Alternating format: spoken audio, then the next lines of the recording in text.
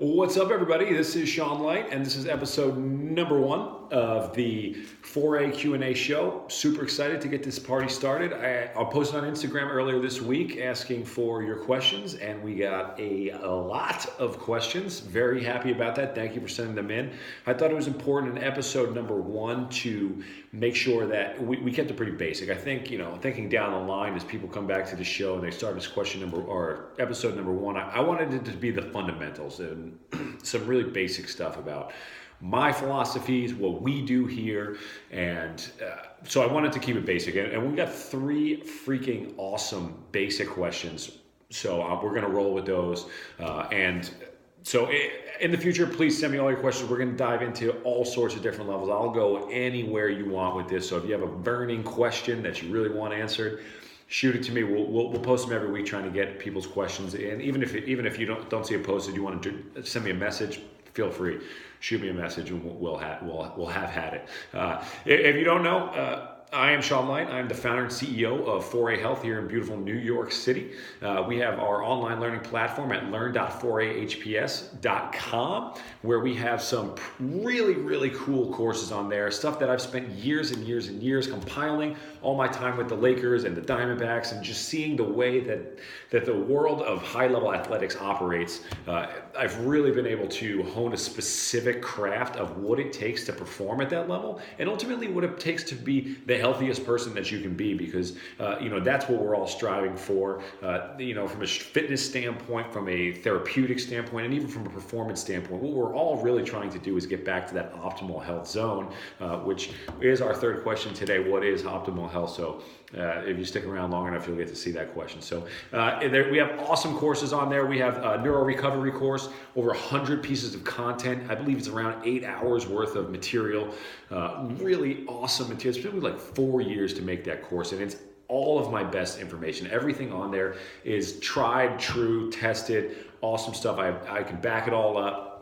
And then I have the hard tissue fascial course, talking about your soft tissue, your massage techniques, and just really important stuff that you need to know if you're anybody who has ever been to a gym or even thinks about going to the gym. It's just stuff that you really need to know. And what I find when I go into these public gyms is that so many people have such terrible information, and I'm so curious as to where they come up with it. I assume that everyone Googled it or they had a conversation with somebody, and that somewhere along the line they were convinced that that's the right thing for them to do. So, I want to spread that information. I want to let you know what I've learned over the course of my career, and I want to give that information to you, because I want you to be able to go in there. I want you to be the smart guy in the gym. I want you to be the gym genius whenever you go to the gym, or whenever you're whatever you're trying to do. I want you to be really smart about it. I want you to be really informed, and that's why this episode and this series exists.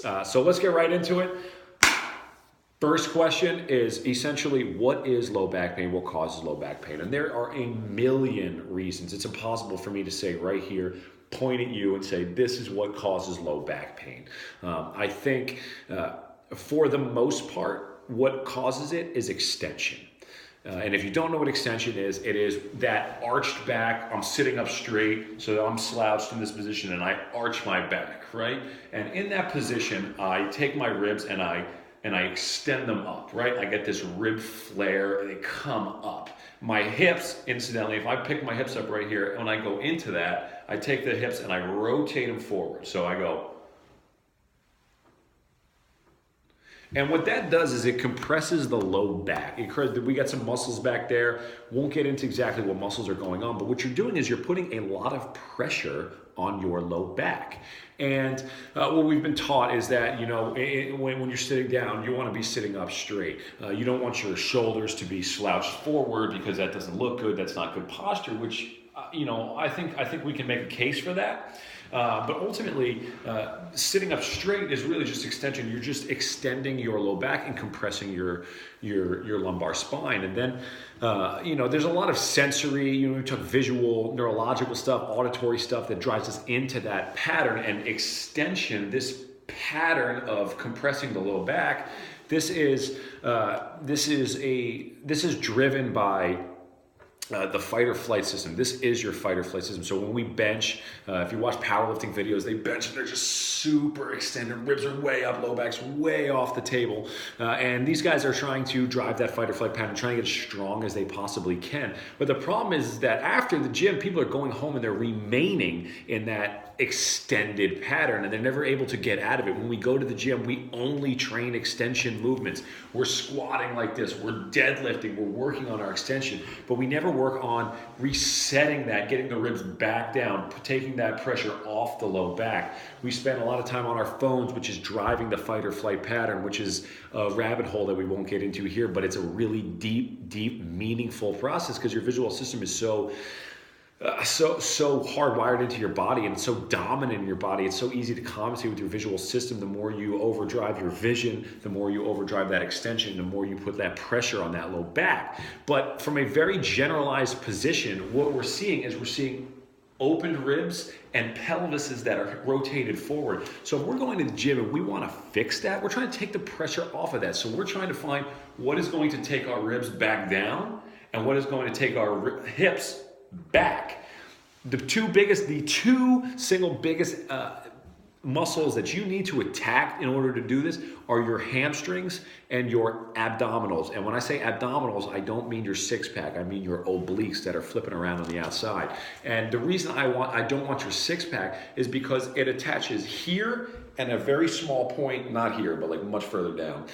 It attaches here and it attaches here. And those are very small parts of the body, and there's just not enough real estate on the ribs and the pelvis to pull you back into that position. There's just a very small attachment sites, and you don't have enough leverage to pull yourself back in. But the obliques, they have huge attachment sites along the outside of the ribs, along the outside of the hips, and by activating these muscles, you are able to pull your ribs back, anchor them down to the hips, and you're taking that pressure off of the low back. Too often people are only doing the rectus abdominis, which is your six-pack muscle. Too many people are just doing that, and they're not actually getting that core mobility, that core strength. That core function is out the window.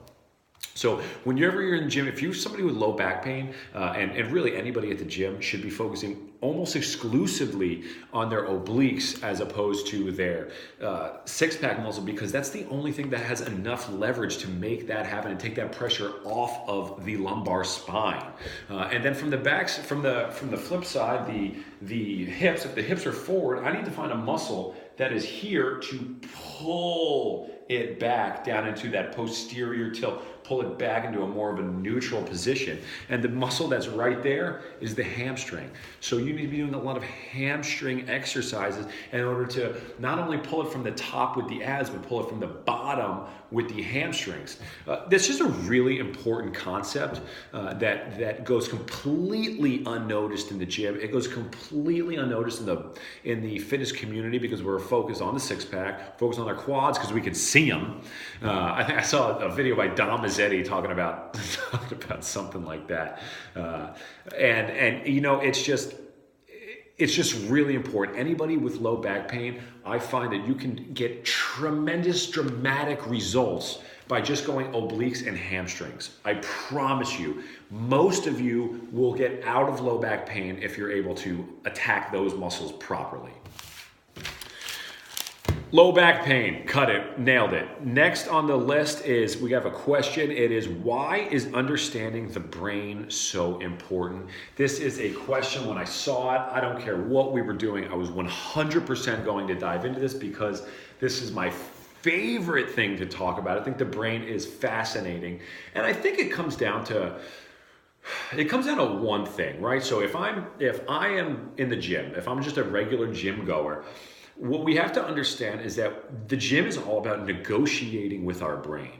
The gym is about, if I'm going to put a barbell on my back and I'm going to squat, Squatting is I'm talking the brain. I'm saying that this needs to be really, really hard. If you do 10 reps, but you could have done 20, your brain will not make an adaptation. You have to get to the point where your brain is concerned for your survival and it needs to send reinforcements, right? So everything you're doing, you're just chatting with the brain, negotiating with it to get the result that you want. And if the brain is what's driving the boat, understanding the brain is absolutely critical, because you're ultimately talking to the conductor of the train. You're talking about the driver of the car. I don't want to talk to a passenger about how to drive the train. I need to talk to the conductor about how to drive the train. It's a massive, massive concept, and it's a big thing to take on, you can break it down. You don't have to know everything about the brain. From a fitness, health standpoint, you just need to know really certain key aspects of it. And that's why I created the Neuro Recovery course, because I wanted to be able to go through it and weed it out, peel back the layers, and get you to understand exactly what you need to know about the brain, not just blanket everything about the brain and learn it all. I want you to know exactly what you need to know about the brain, so that you can go in there and you're discussing how to get the results that you want by talking to the conductor and not the passenger. And then the second reason why understanding the brain is so freaking important is because there's a huge neurological sensory motor component to things. One of the best examples that I give is that if I put you on a massage table and I was going to give some passive range of motions tests. So I laid you on your back and I'm just going to test your hamstring mobility. I'm going to test your quad shoulder mobility. If we're in a nice quiet room, which we are here, and I would put you in here and it's a very safe environment, temperature's nice lighting, everything looks good, you're comfortable with me, you're gonna have a lot of range of motion, because you're a loosey-goosey guy or a loosey-goosey gal, and now all of a sudden you got all this range of motion. But if I were to take that massage table and take you out here to New York City and put it right in the middle of Times Square and test you the same freaking way, you're going to get a lot different results. You're going to get a stiff person, because they're concerned because it's cold outside and they're doing mobility exercises in the middle of Times Square. There's people yelling at them. There's people flipping them off, cars honking, taxis whizzing by, and they're nervous. And that's an absolutely natural reaction. But if you don't understand the brain, when you test them and you test them out in Times Square, you're going to test those hamstrings and you're going to see, this guy's got tight hamstrings. I got to get in there and do something about it. But all that's happened is you've changed their environment. You changed the stimulus entering their brain. And if you don't understand the way that brain works, if you don't understand that that's what's happening, that in their head, if they're in your gym and if you're in the gym and you have tight hamstrings and you're thinking you have tight hamstrings, but really in your head, you're in the middle of Times Square, you need to find a way out of that and change your environment to make your brain perceive that you're now in a safe environment, and that it can lighten up, and it can remove that tension and give you your mobility back. That's neuromobility. That is how you get mobility. Too many times people are trying to shove mobility down your throat, jamming at the hamstrings, stretching the hell out of them, jamming at your ankle ligaments, jamming at your shoulder ligaments with a sleeper stretch. That's not the answer. You are not loose for a reason. And 99% of the time, it's not a soft tissue restriction. It's a neurological condition. And that is something you absolutely have to know. If you don't understand that Neuro Recovery course is a freaking must. You have to get in there. You have to understand that stuff, because without it, all you're doing is guessing. And as a clinician, I can't accept guessing. I have to know. I have to know the answer. I have to know what I'm getting at. And understanding the brain and the neurological side of it, that neocortex and the associations that are generated in there, if you don't know that, you're just guessing, and you can't accept guessing. I could talk about that neuro stuff for a really, really long time. If that's something that interests you, learn.4ahps.com. Get into that Neuro Recovery course ASAP. Let's hit the last question here. Last question of the day is, what is optimal health? And I think that's a really good question. I think there's a huge misconception out there that anything that we do in the gym is driving us towards optimal health. And that's just flat out not true. The optimal health world, human beings were designed to be aerobic creatures. We have these hunter-gatherer bodies, and our current body is designed to be out on the prairie hunting an antelope for 10 hours a day and we're chasing it down, eventually going to wear it out. And that's when we have a group of like 6 guys and we're going to go out together. We're going to hunt this thing down and try and wear it out. And that takes a huge amount of aerobic capacity. And the Industrial Revolution has sped way past, has taken our bodies way past the rate of evolution and to this current system that we have, where now we have all this low back pain, we have migraines, and we have chronic neck pain and all this stuff. And that's really a result of the fact that evolution has been unable to catch up to the current rate of change in our society.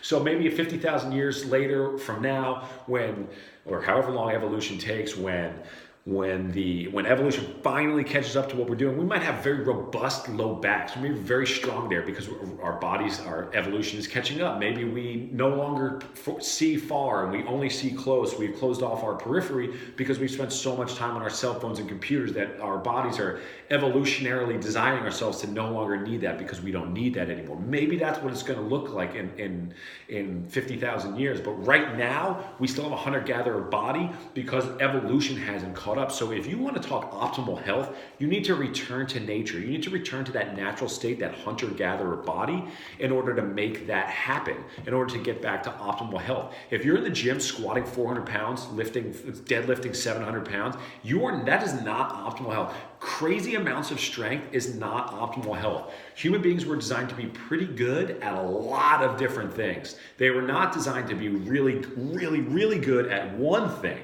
That is a big misconception, that everything that we're doing in the gym is driving us towards optimal health. And that may be the case if you're not doing bilateral exercises, if you're doing very alternating single arm, single leg exercises, changing the way your body is moving, all sorts of different shapes and different exercises. Now you're getting back to that state that we want to be in. If that's not where you're at in the gym, if you're squatting a lot, doing bilateral, and you're benching, like, power to you, man. I mean, I think that those are all really good exercises, and they're great for a lot of people, what people's goals are, and that's great. But don't have the misconception that you are being healthy when you are bench pressing. That is not what the human body was designed to do. So when we're talking optimal health, we're talking aerobic, steady state, going for really, really long walks.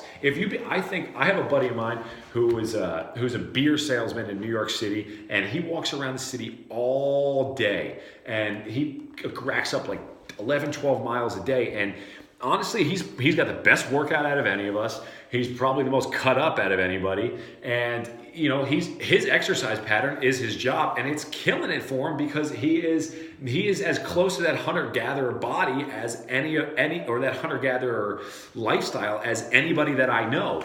That's when we're talking about exercise, when we're talking about fitness and being a healthy person, that's what we're talking about. You can go anywhere you want with your fitness. Your goals are your goals. I'm not trying to tell you that this is the way that it has to be and this is what you should be doing. But you definitely should understand what you're doing, and as opposed to what optimal health is, so you can peel back the layers and just have a good understanding. Too often in the gym, people are just doing ridiculous stuff that they found on the internet, and it's just, that is the reason why this video exists, why my company exists, is because I want you to have that information. I want you to have access to that information, that level of information that I was picking up when I was in the NBA, in the MLB. Like, this is the information I want you to have, so that you can make the best programs, and you can be the smartest person in the gym every time you go in. And I just think that's a really, really, really big deal. So those are the 3 questions. If you have any questions on my questions, feel free to reach out, comment here. I'll answer you guys. Shoot me a message, shoot me an email. If you guys are interested in this, learn.4ahps.com. There's some free courses on there to get you going under these topics. Start with the free training right in there. The neuro recovery course, the hard tissue course, they're absolutely really good resources in order to take your game to the next level, improve what you do at the gym. It's just, as far as I'm concerned, it is mandatory levels of knowledge that you need to have in order to be somebody in this industry, or somebody who just goes to the gym. massive, massive types of information here. Thank you very much for watching. Stay tuned next week. We got stuff all across the internet. We got podcasts, the 4A Performance Institute podcast. We got stuff on Instagram, on my Instagram handle, Slight20, Twitter, Slight20. We got it up on Facebook. We're all over the place. Make sure you subscribe to the YouTube channel. That's really helpful for us. So we would really appreciate that. And we look forward to seeing you next week. Bring me your questions.